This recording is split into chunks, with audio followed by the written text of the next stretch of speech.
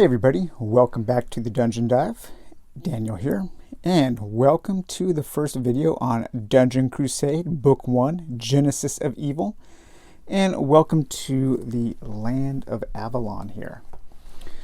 Alright, so real quick, if you like what I do and you'd like to continue to see the Dungeon Dive stay completely ad-free and sponsor-free, and you can, if you are able to, no pressure, please support me on Patreon. You can go over, I'll put the link in the description. I have a $3 and a $5 a month tier system, and we're developing a pretty cool little community over there. So, with that said, I also need to say one caveat about my coverage of Dungeon Crusade. And it is important to say because I want to always be as upfront and honest as possible. So it should be noted that Roger, the creator of Dungeon Crusade, and I are pretty good online friends. We talk often, we call each other sometimes, and we plan on working on something together in some capacity in the future. I don't know what that is yet, but we are talking about something. So you should take everything I say with a grain of salt. I will be as critical as I need to be on this game and heap praise on it when the game does deserve it. So I was struggling a little bit with how to approach my coverage of this game, mainly because Roger has done so many videos on his own channel already. We've already seen like a 30-part unboxing, tons of videos about the gameplay. He's going to do a whole video rule book. He has this game very well covered, very well documented on his own YouTube channel. And so I just wasn't quite sure how to approach what I was going to do and how I was going to cover the game. But I think just what I'm going to do is I am just going to kind of cover it in a series. It's going to be multiple parts, and I'm just going to talk about the game in the way that I am approaching it, the way that I am learning it and discovering what it holds. And a lot of that you're going to see is some of the creative ways that I have come to develop to playing Dungeon Crusade on a small table, because it is a huge game. So this is the Avalon Adventure board game. This is kind of the Dungeon Crusade appetizer. This is the small game that you play before you play the big main course, which is actual Dungeon Crusade. This small game even takes up a lot of room on my table, and you guys haven't even seen the big monster that is the full game. And I am having to get pretty creative with some of the things that I'm doing just to be able to play the game. And the main thing I'm doing is we'll take a look real quick before we dive into some of the things about the Avalon Adventure board game, is we will take a look at my character binder here. So instead of having all the character cards laid out in a row with their equipment and special abilities and all of that, I made a little binder that I keep my characters in. Each character is comprised of 2 sheets. The first one is a pocket sheet in which I am putting in the actual character sheet with the clips for their health and their essence. And the level 1 characters, of course, have a little story on the back so you can learn about where each character comes from. And I'm putting that in a pocket. In the pocket below, I am keeping their special ability cards. Each character can have up to, I think it's 3 special abilities, and then they also have their counterattack. Every character starts with counterattack. And so I'm keeping those below the character. And then on the second page for each character, and I just have like a little piece of paper I'm putting in between each, I am including their gear, and each character can basically have 6 pieces of gear equipped, like 2 weapons, a piece of armor, I think a ring, a trinket, and something else. We'll go over that in much greater detail when we get to the Dungeon Crusade board game. But I'm just keeping those in these pockets here, in these 6 pockets. So each character gets a page, and then as I am playing, when it is that character's turn, I just will turn to their page and have everything handy. And it saves quite a bit of table space, so where I don't have to have everything splayed out, and I can easily move the binder around if I need to. So that is one solution I came up with, playing a very large game on a very small table in a very small room. Not all of us have the luxury of big gaming rooms with huge, $1,000 gaming tables, or even huge, cheap gaming tables. Another thing I am doing is I am not actually using the village board there. That board is mainly a place to store cards and keep things organized, but I don't really need it, and I definitely don't have the space for that, because as you'll see when you're playing the actual game, there is also a dungeon UI board that keeps track of more important things to the game. So I just have this kind of set up, and I have like all of my cards in my card tray that you guys see on the Dungeon Dive all the time. All right, so that's a little bit about what is going on the table right now. And now let's just take a look at the Avalon Adventure board game here. So like I said, this is a appetizer game. This is a game that you play before you play Dungeon Crusade, and this is something I mentioned when I did my talk on games you play before other games. It also kind of represents that idea that I have always wanted about where when you're playing a game, you explore an overland and then you kind of dive down into the nitty-gritty of each little dungeon. And you actually kind of do that in this game, because the dungeons in the board are actually represented on this. The dungeons in the game are actually represented on this board, such as the Tomb of Kaladar here. You will be exploring that dungeon while you play.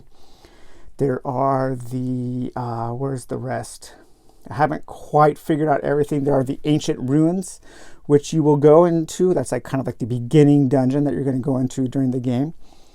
There is Castle Blackwood there, which will also be visited. And there's one more area that I cannot quite remember the name of or where it is, but we will get to that. So, but you do get to explore the land of Avalon, and you do get to learn about the different places, some of its inhabitants, some of the inner workings of like the politics, the different factions. It's a really neat way to get the game player into the game world without just reading background story. So the game is very simple in the rulebook, which is quite wordy. If you guys have heard Roger talk or read his thousands and thousands and thousands of word Kickstarter updates, you guys know that Roger is never at a loss of something to say. And the rulebook reads like that. So that is somewhat of a problem. It can be. It is very wordy, and you do kind of have to dig in to find everything. All of the information seems to be present here, and it is repeated, and you will learn the game reading this rulebook. It just does take a while. I think a really good editing pass could turn this book, which is okay, into a really great rulebook. But maybe with the upcoming video rulebook, that won't even be necessary. But as you can see, the rules for the Avalon board game, God, I love that art. One thing this game has is an abundance of awesome art. I really enjoy it, especially this picture here. But the rules for the Avalon Adventure board game are quite short, and it is quite an easy game. And speaking of the artist, I have to give major props to Roger for including a list of all of the artists who worked on the game and everybody who helped out. And it's, yeah, very nice there. Box art illustration, box art concept, creative content development, and then the following amazing artists for their extraordinary talent, friendship, input, creativity throughout: Joseph Arnold, Cameron Brown, Christian Colbert, Sean Ellis, Tom Feldman, Kesrick Lazen, Freddie Lopez, Annika Marr, Damian Mamaldi, David Shearer, and Dean Spencer. Dean Spencer is probably my favorite artist of that group. His trap cards, his black and white line drawings are amazing. But if you've ever played a fighting fantasy game book, or you have ever played a choose your own adventure, you will be very familiar with how you play the Avalon adventure board game. You are going to be going through the land, exploring each location, looking for the three, I think they're called the Stones of Eternity. The Shards, I think the Stones of Eternity. These are the magical stones that will allow you to get into the dungeons so you can vanquish the evil that is haunting the land. And at the beginning of each game of Avalon, the adventure board game, you are going to take these and you're going to flip them over, and you are going to use a randomizing system where you are going to mix them with some false stones, and then you are going to populate the land of Avalon with those stones. And then you are going to go out, and to win the Avalon game, you need to find all three stones: the yellow, the green, and the red. Once you do that, you need to take your party marker, which you move as a party in this game, and this is your token here. You start in Hope's Reach, and then you have to take the stones back to Hope Reach to declare victory. Every time you move into one of the locations, you're going to look at the location card to see what kind of adventure you're going to have. So if you think of this as a fighting fantasy book, if you think of this as a choose your own adventure, rather than turning to passage 42 to move south from the Crypt of Zillia into Deadwood, you actually physically move south into Deadwood. And then once you reach Deadwood, you find the Deadwood card and you would read what it does. Then you can move east or west into the ruins of Ashenfall. And then you would find that card and you would read what it does. The different locations are separated into three different regions. You have this green region, this kind of dusty color region, and a red region. And each region kind of has its own theme going on. And then once you go into one of the regions, you will take your D12, you will roll it, and then you will follow the instructions on the card depending on what you roll. Once you have done this, once you have explored a location, then if there's a stone there, you can pick it up, you can flip it over to see if it's one of the stones you need. If it's not a stone you need, you have this blue stone. These can be used for a reroll at any time during the game. Also, once this area is explored, you're going to take a red token to put on there to signify that it has been explored. And then if you move into that previously explored area already, well, then you only roll a d6. And what that signifies is that this land has already been explored, and the higher number encounters have a better chance of good things, of you discovering good things like loot and gold and that kind of stuff. The lower numbers, you have a better chance of something bad happening, like having to overcome a challenge or a battle or something like that. So when you go back into a previously explored location, then you just roll the d6. So it kind of limits, you can't just farm a good area. You can't find a good area and keep going back to it and farming those good entries. One of the things you're going to be doing during this game, hopefully, is finding loot. And the loot for the Avalon Adventure board game is set up according to the rules a certain way. You're going to populate a bronze stack, a silver stack, and a gold stack. And of course, the loot gets better as you go up.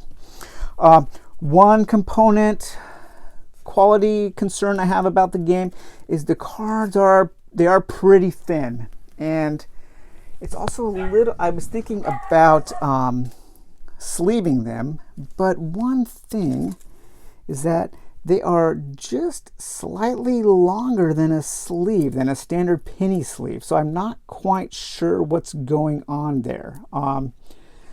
But that is one concern I do have, is that the cards are pretty thin. I've seen worse quality, but I have definitely seen better quality. The thing is, though, you get a lot. So I'm sure it was kind of a cost concern. You know, do you make cards a little thinner so they don't take as much space, they don't weigh as much in the box? Do you cut some of the content to make the cards better? I think this is a game that is more concerned about abundance than strictly component quality. However, even though the cards are a little thin, like I said, they do have a ton of great art. Each of the pieces of loot will contain a little piece of lore at the bottom. Very cool on that. I remember during the Kickstarter for Darklight Memento Mori, they showed that kind of lore at the bottom of each of the pieces of loot, and it was written very much like the lore and the items in Dark Souls. And then they ended up cutting it to make space for more text on the cards. Roger went a completely different way. The cards don't have very much text at all. They have a big piece of art and then just a symbol, so you get an upgrade to your stats. Some of the cards will do certain things. These are like junk, so these just clog up the deck, and then you have to discover that you found junk. But some really cool looking items, some really powerful items that you will find. The items that I found on this last game that I played, I found $500 or 500 gold. And then I also found the Band of Storm Fury. I found the Axe of the Betrayer, and I found the Baneful Armor. Now, unfortunately, all of my characters are level 1. This is a 0 to hero game, not a campaign game. I'm happy with that. But you start at level 1. These items I found are tier 2 and tier 3, so I actually can't use them until I get to level 2 and level 3. When I start the actual game of Dungeon Crusade, I can take these before I go into the first dungeon. I can take these to the blacksmith and sell them for a certain amount, or I can just store them in my character's backpacks and use them when I level up. So the cards are a little thin, but the art is amazing, and there is a ton of art in this game. Oh my god. What is also amazing are the character standees. These are the best standees I have ever seen in a game. I absolutely love them. I love the art. I love the thick black outline. I am so glad that Roger chose. I know he was going back and forth on whether to include the outline or not, but I think it really makes the characters stand out on the boards while you're playing the Avalon Adventure board game. When you do a little battle, you don't actually do a skirmish. You don't actually do any kind of like tactical battle, but he included this battle map where you can kind of like set up a little diorama with your characters and the monsters they're fighting.